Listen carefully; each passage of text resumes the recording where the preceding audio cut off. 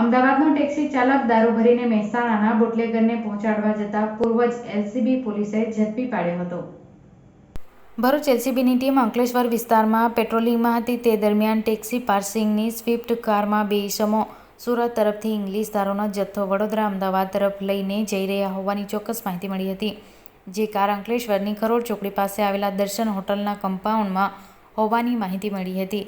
જે માહિતીના આધારે એલસીબી પોલીસે હોટલના કમ્પાઉન્ડમાં તપાસ કરતા કાર મળી આવી હતી।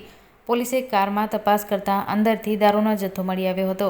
પોલીસે મૂળ મહેસાણાના અને હાલ નરોડા અમદાવાદના દિગ્વિજયસિંહ ચાવડાની ધરપકડ કરી હતી અને કારમાંથી 337 ઇંગ્લિશ દારૂની બોટલ મળી કુલ 37,700નો દારૂનો જથ્થો જપ્ત, મોબાઈલ અને 4 લાખની કાર મળી કુલ કિંમત રૂપિયા 4.47 લાખનો મુદ્દામાલ જપ્ત કર્યો હતો। જ્યારે ઝડપાયેલા દિગ્વિજયસિંહ ચાવડા પૂછપરછમાં મહેસાણાના મહીરસિંહ પરમાર અને કાર્તિકસિંહ ચાવડાનું નામ ખુલતા પોલીસ બંનેને વોન્ટેડ જાહેર કર્યા હતા। દારૂનો જથ્થો મહેસાણા પહોંચાડવાના હોવાનું પ્રાથમિક સામે આવ્યું છે।